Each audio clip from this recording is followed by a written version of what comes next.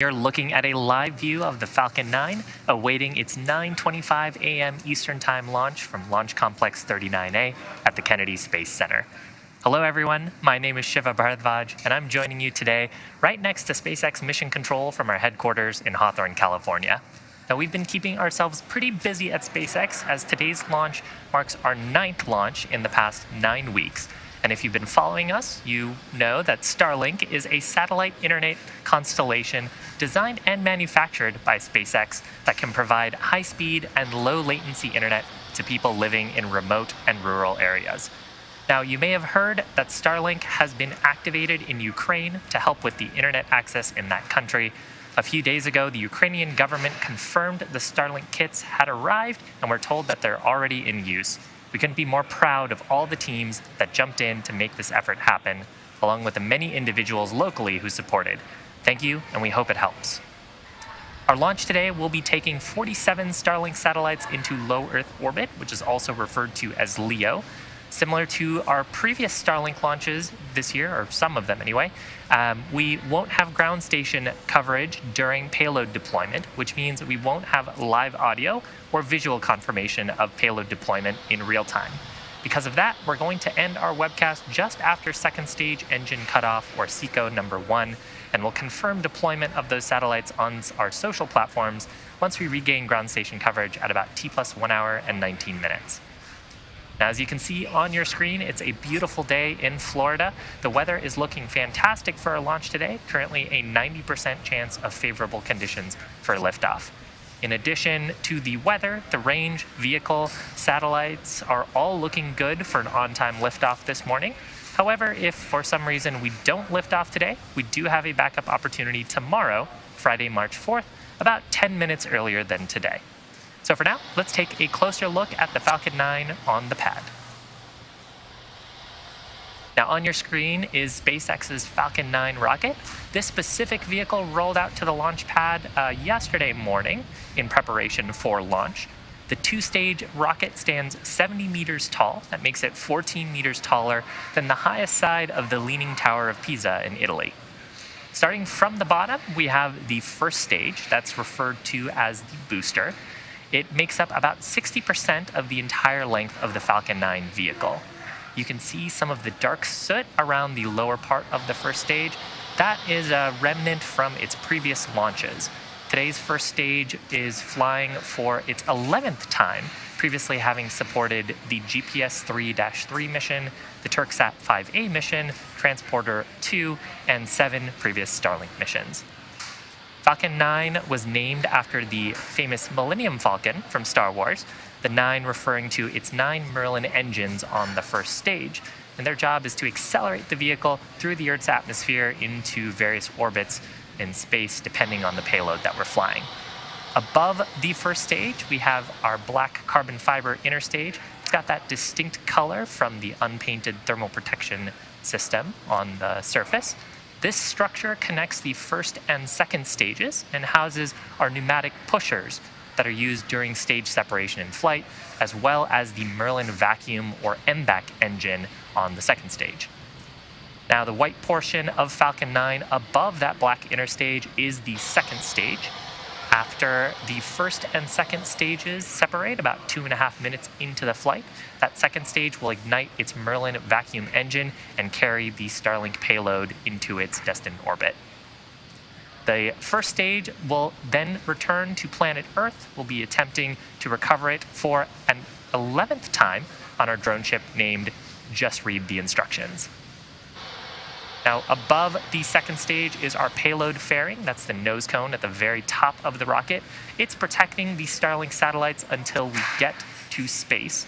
About 3 minutes into the flight, once we've exited most of the Earth's atmosphere, we'll jettison those fairing halves and attempt to retrieve them once they return to planet Earth.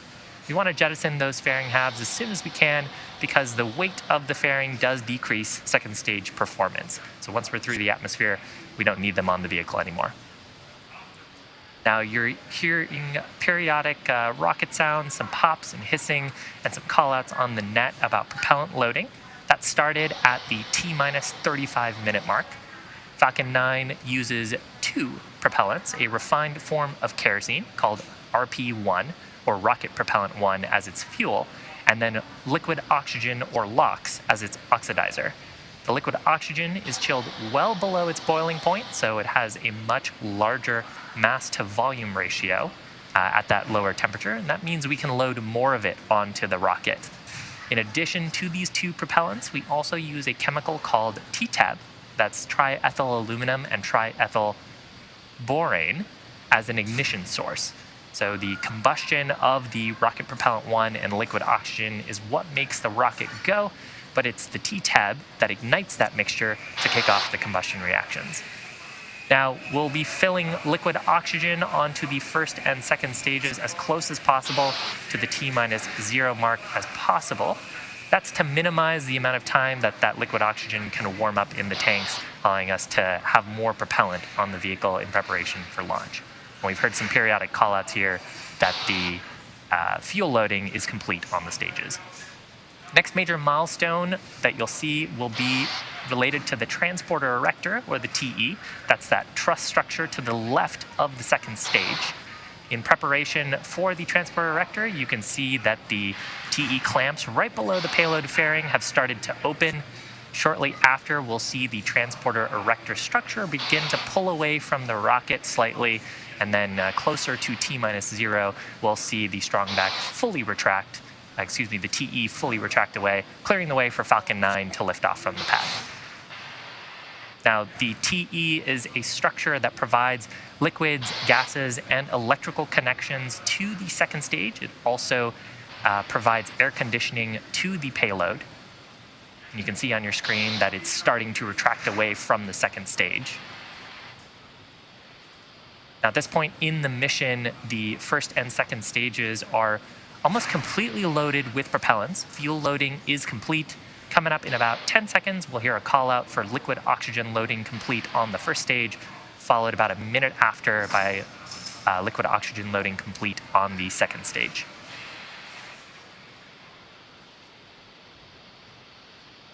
Speaking of that liquid oxygen, you're seeing some gassy clouds around the vehicle. Those are actually caused by that liquid oxygen.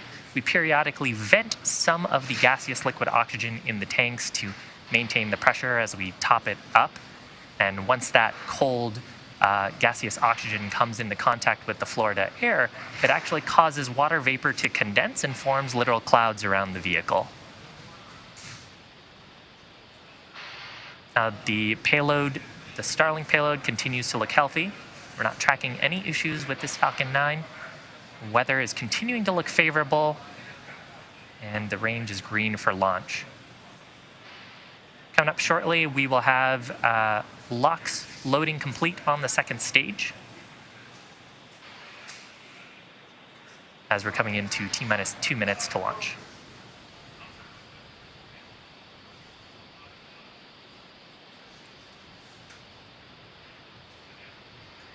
Now, shortly after LOX loading completes on the second stage, we will also see venting from the transporter erector.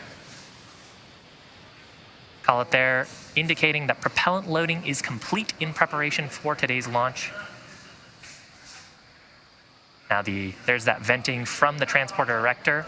As I mentioned earlier, it provides the fluids and gases to the vehicle. So as we're preparing for launch, we clear out those gases from the transporter erector.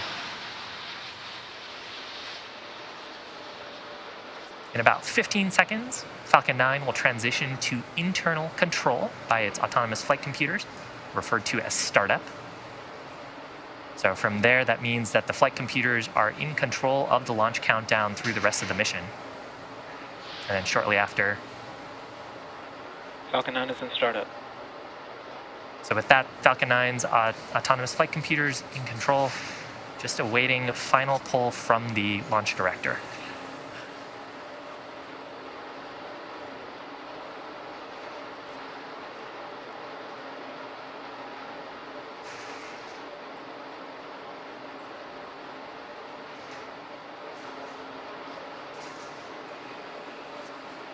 T-minus 30 seconds. LD, go for launch. So just under 30 seconds to go. Launch director giving their final go for launch. Let's watch the final seconds here of terminal count as Falcon 9 takes these 47 Starlinks to low Earth orbit. T-minus 15 seconds. 10, 9, 8, 7, 6, 5, 4, 3, 2, 1, 0. Ignition and liftoff.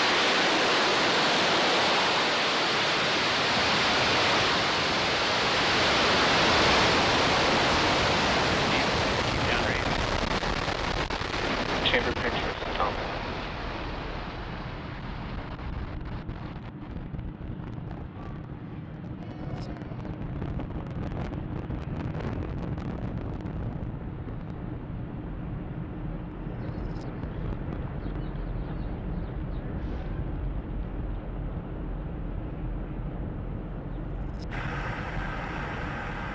T plus 40 seconds into flight, Falcon 9 lifting off from Space Launch Complex 39A at the Kennedy Space Center. Power and telemetry nominal. Carrying 47 Starlink satellites to low Earth orbit. Now, we just throttled down the Merlin 1D engines in preparation for max Q. That's the point of maximum aerodynamic pressure. Falcon 9 is supersonic. That's the point when the combination of the velocity of the vehicle and the density of the Earth's atmosphere put the highest stresses on the vehicle.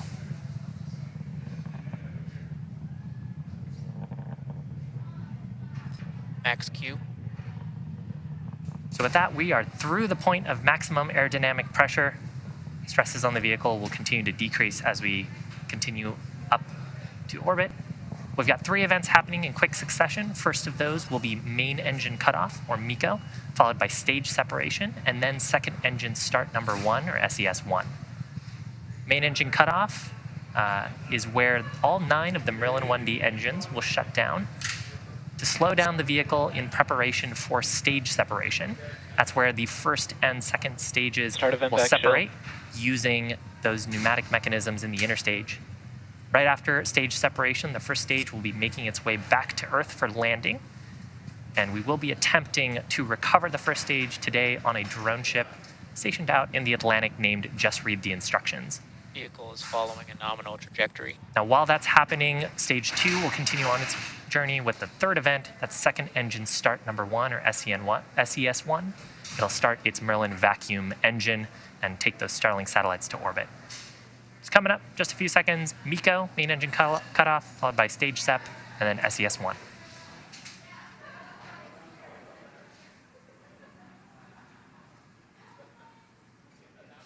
Nico. Stage separation confirmed.